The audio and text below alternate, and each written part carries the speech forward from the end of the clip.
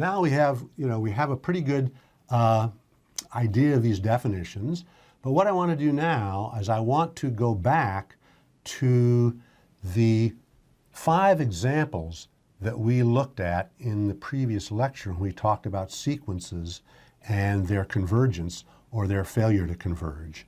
And so what I've done here is I've reproduced the exact same definition. So if we go back a screen, you can see I've reproduced the exact same definition of a sequence in R being bounded here. So just so that we have it in front of us as we're talking about the examples.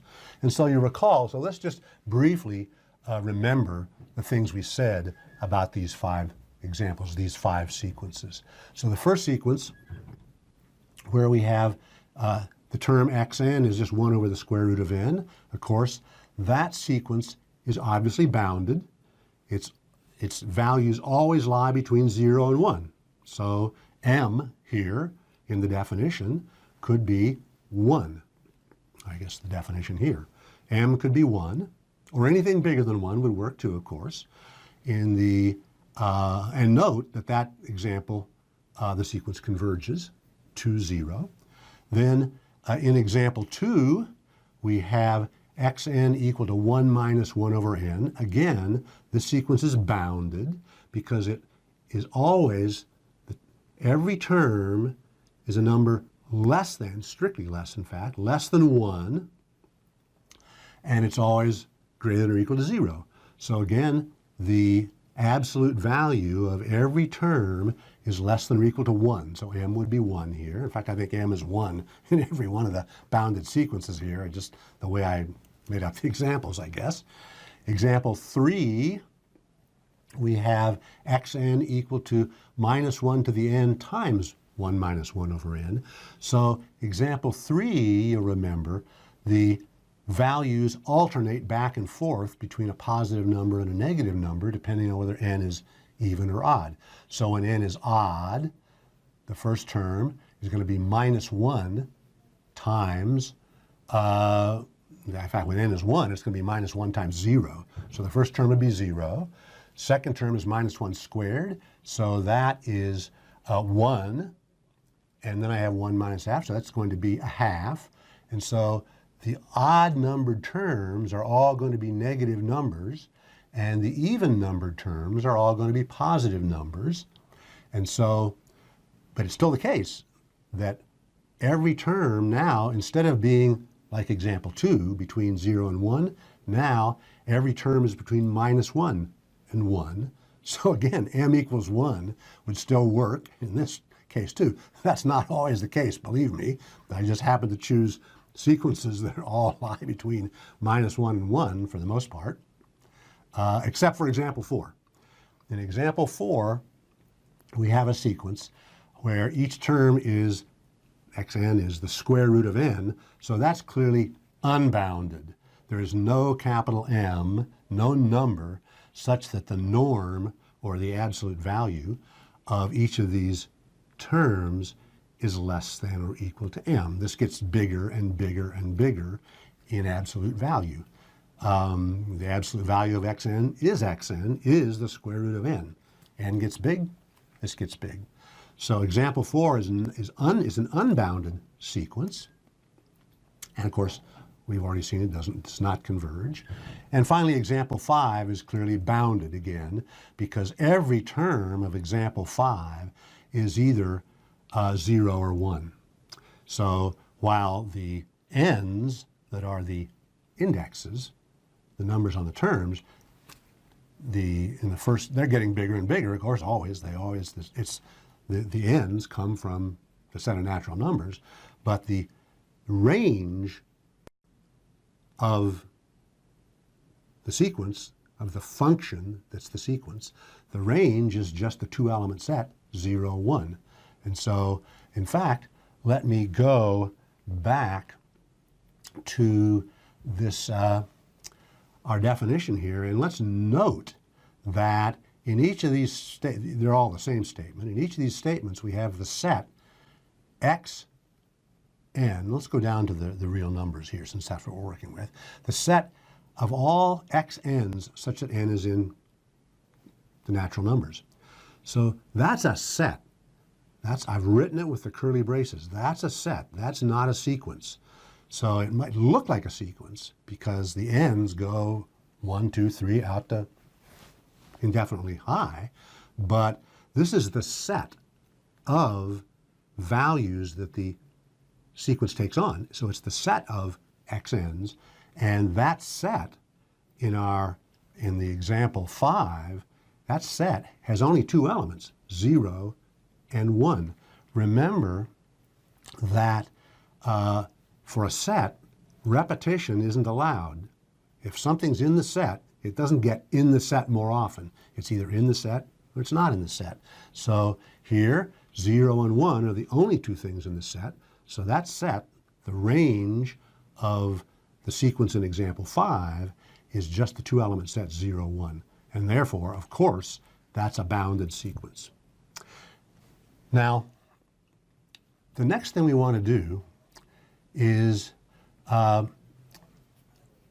we want to look at the notions of, in R, for real numbers, we want to look at the notions of upper bound, lower bound, least upper bound, and greatest lower bound.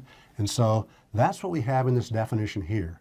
So let's let S be some arbitrary set of real numbers. It could be just the natural numbers, infinitely large in the positive direction. Could be the integers. Could be the interval 0, 1. It could be a finite set consisting of just 0 and 1. S is any subset of R, any set of real numbers.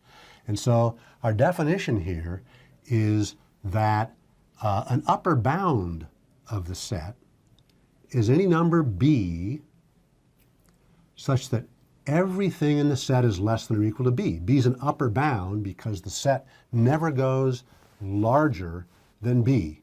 It stays at B or smaller. The least upper bound is just what it says, in fact. You've got all these upper bounds. If, for example, let's look at the, just as an example, let's look at the,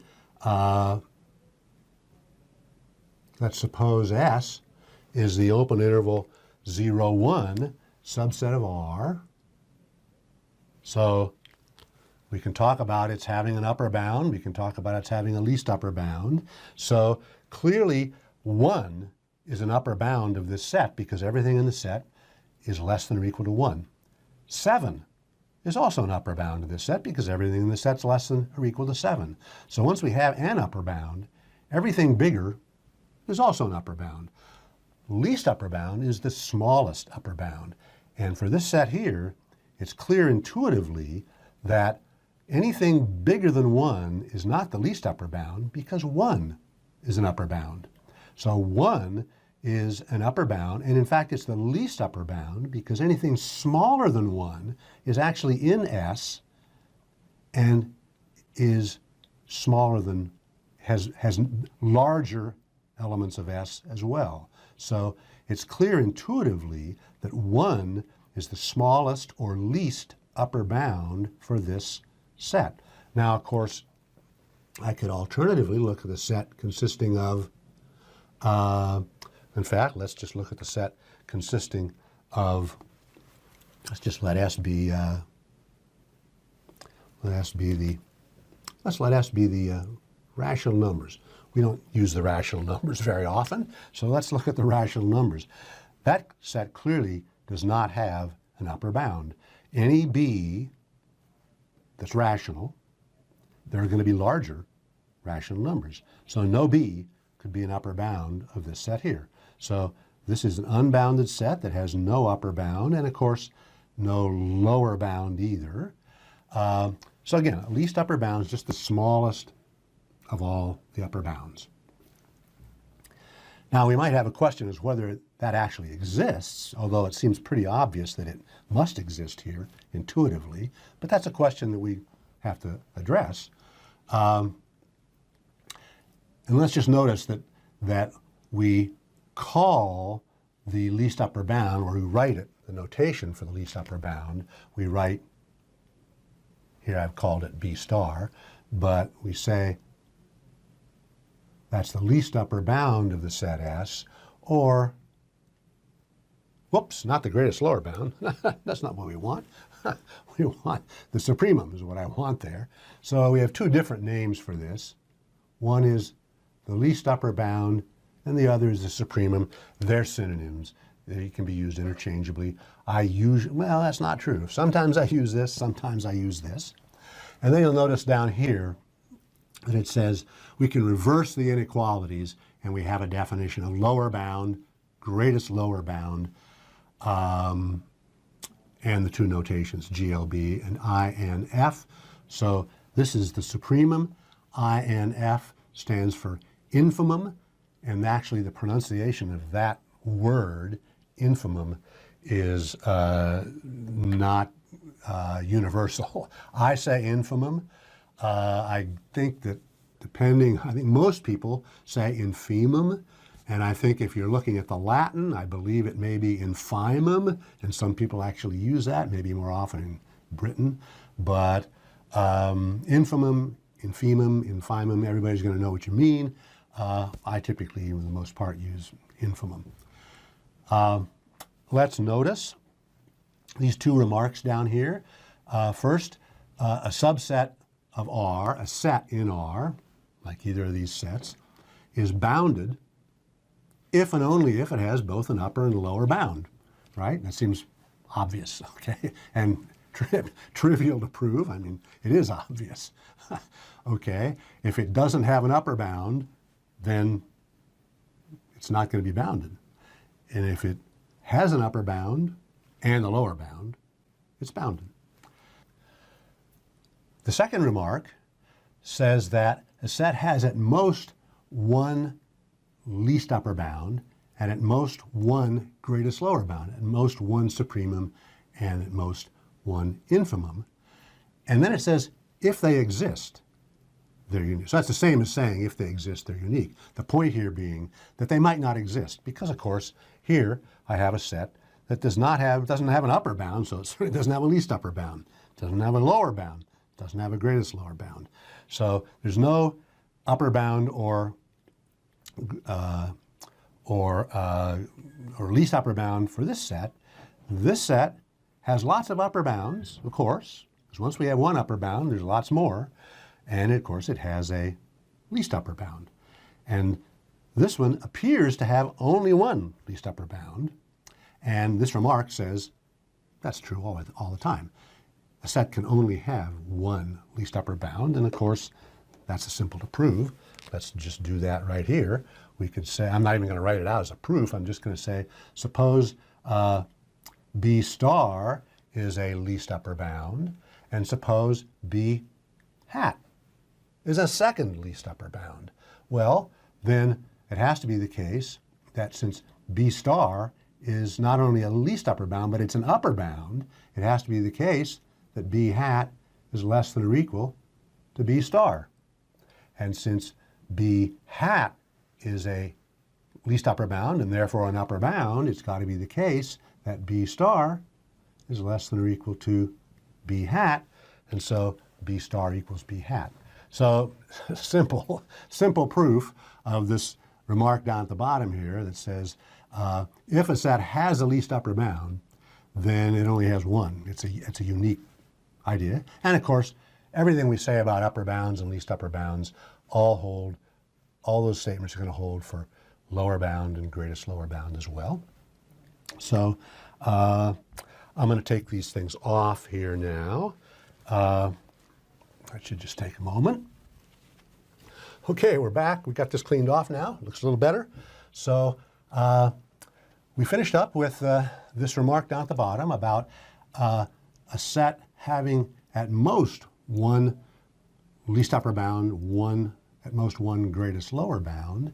But now, what about actually having a least? Which sets have least upper bounds and greatest lower bounds? It seems as if it's the bounded sets that have least upper bounds and greatest lower bounds. Certainly the unbounded ones don't. And so here we have a fundamental property of the real numbers called the completeness axiom of the real numbers. And so this is not something we prove. This is actually something that we take as fundamental as a property of the real number system. And it says that the set R, the set of real numbers, has the LUB property, the least upper bound property, which means that every bounded set of real numbers has a least upper bound.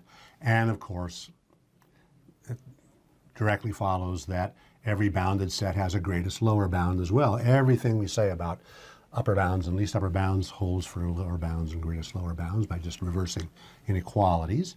So this says that indeed the intuition that says these bounded sets seem to have not just upper bounds, which they have to have because they're bounded, but in fact least upper bounds and greatest lower bounds is accurate. So now let's actually take this idea of bounded sets, upper bounds, least upper bounds, primum, infimum, and take that to sequences, because it's sequences that we're really mostly going to be interested in here. So here we have a definition that says a sequence of real numbers is monotone if it's either increasing or it's decreasing, weakly increasing or weakly decreasing. And by that I mean in A here, it says that our sequence is non-decreasing, also called weakly increasing, if for whenever we have a larger index, whenever we go farther out in the sequence, the term that's farther out is at least as big as the term farther in toward the beginning of the sequence. So that says that the sequence's terms are always getting bigger, or at least never smaller. So for example, the sequence where xn was the square root of n, that would be a strictly increasing monotone sequence, a monotone weakly, well in this case, strictly increasing sequence. And of course, B says just the reverse for weakly decreasing or non-increasing monotone sequences. So monotone sequence, I think the idea is pretty simple. It's just that the terms never go the wrong way. They either get consistently bigger or they stay the same. They never get smaller if it's a monotone weakly increasing. And they only get smaller or stay the same. They never get bigger if it's weakly decreasing. Those are the monotone sequences of real numbers. And with those monotone sequences, we get the Monotone Convergence Theorem. The Monotone Convergence Theorem says that bounded monotone sequences have to converge. So can we prove that? I think we can. So let's go over here and use this space now to see if we can give a proof of the Monotone Convergence Theorem. So let's say proof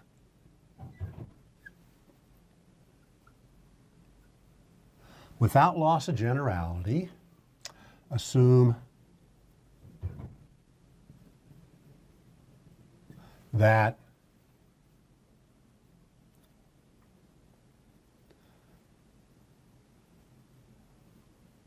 we have a, now it's monotone, so let's say without loss of generality, because it could either be monotone increasing or monotone decreasing. If we can make the theorem work one way, it's going to work the other way too. So is a monotone, let's say weakly increasing, non-decreasing, bounded sequence. So we have a bounded monotone sequence, as the theorem says, and it's weakly increasing. And we'll say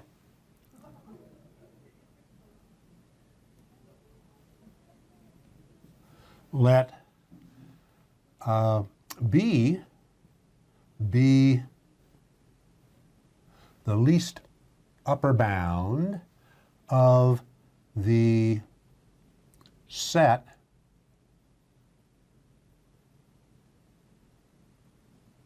of the values of the terms of the sequence. And we know this exists and is unique, so let me just write that this way. This exists and is unique by the least upper bound property.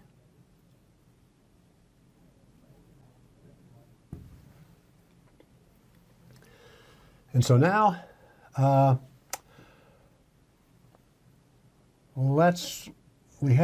we have to let epsilon be greater than 0. So we have to start with a positive epsilon, and then to show that the sequence converges, we need to show that we can go far enough out in the sequence to guarantee that we are close. And in fact, we're going to show, of course, that it converges to B. That's going to be the limit, as it turns out.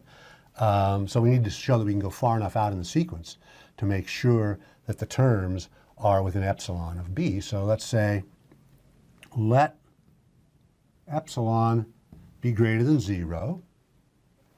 Then we have two possibilities. We have either 1 for every n in n, xn is less than b minus epsilon, or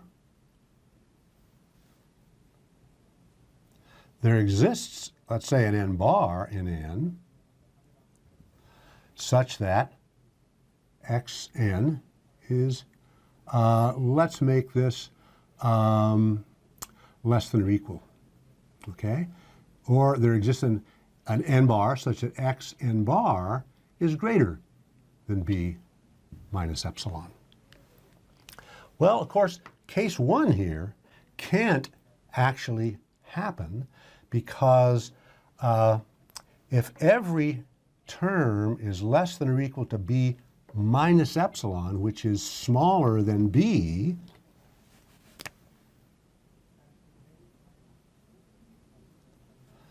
which is the least upper bound of the sequence, well, then this wouldn't be a least upper bound because b minus epsilon would be a smaller upper bound. It might not be the least upper bound, but that wouldn't be it either because we have a smaller upper bound. So case 1 can't actually happen because b is the least upper bound of the set of terms. So that means that we don't have this, and we have this case. And of course here, this says there exists an n bar such that xn bar is bigger than b minus epsilon. But from that, we know that also for n greater than n bar, it's also the case that x, in fact, let me write this, let me reverse the way I write this here. Let's write that this implies that, I'm just reversing the two sides of the inequality, b minus epsilon is less than xn for every n bigger than n bar because the sequence is monotone weakly increasing. So if xn bar is bigger than b minus epsilon, and every term after n bar is at least as large as xn bar, then all these terms are strictly bigger than b minus epsilon. And of course, it's also the case that each of these terms is less than b plus epsilon because b is an upper bound. In fact, it's the least upper bound, but all we need here is that it's an upper bound. So all these terms are less than or equal to b, which is less, and therefore less than b plus epsilon. And so we have an n bar such that every term after n bar is between b minus epsilon and b plus epsilon. That is within epsilon of b. So therefore, we have that the limit of xn equals b. And that's it. We not only get that the sequence converges, which is what the monotone convergence theorem says, but we know that we could have extended the theorem a little bit to say not only does it converge, but it converges either to the least upper bound of the set of terms, values of the terms, or it converges to the greatest lower bound of the values of the terms. Here we have it converging to the least upper bound because it was monotone increasing, but if it were monotone decreasing, it would be converging to the greatest lower bound. So this is a simple but powerful theorem, and we're going to see its power in the next few minutes, actually. So let's notice a couple of things here. First of all, most sequences, of course, aren't monotone. And we saw in our examples some sequences that weren't monotone. They were bouncing back and forth, for example. So most sequences aren't monotone. On the other hand, it turns out that all sequences do have monotone subsequences. Now, I've put subsequences in quotation marks because we haven't actually given a definition yet of subsequences, but we kind of have an idea what it means. And in fact, let's go back to our examples here. And informally, we've already mentioned the idea of subsequences. For example, example 3 has the subsequence, as it were, of consisting of the even-numbered terms, x2, x4, x6, x8, x10, and so on. That's a subsequence, which is itself a sequence, and that is a monotone sequence. It's getting larger and larger and closer to 1, and it converges to 1. And the subsequence consisting of the odd-numbered terms, x1, x3, x5, x7, x9, those terms are getting smaller. That's a monotone sequence, and it's a monotone strictly decreasing sequence, and it converges to -1. And so we could talk about subsequence of example 5. Clearly, there's subsequences informally, because we haven't defined it yet. There's a subsequence that is constant, is always 1. That would be the subsequence consisting of the terms that have an index n that's a square. And there's subsequences that are always 0. That would be any subsequence where all the terms have indexes that aren't squares. Then that would be a subsequence consisting of only zeros.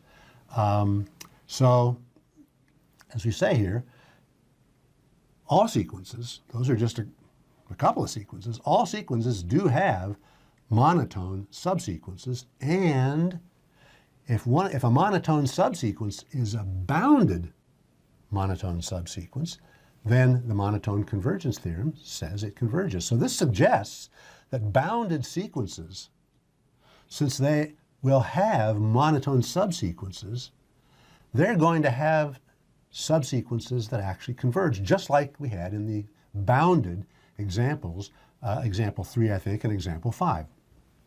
And so that is indeed exactly where we're going. Okay, I think this lecture's starting to get a little bit long, so I think we'll just take a break here, and then we'll come back and give a formal definition of subsequences, some examples of subsequences, and we'll see where that takes us. So we'll stop here, take a break for a moment, and then I'll be back in a little while. So, time for a break.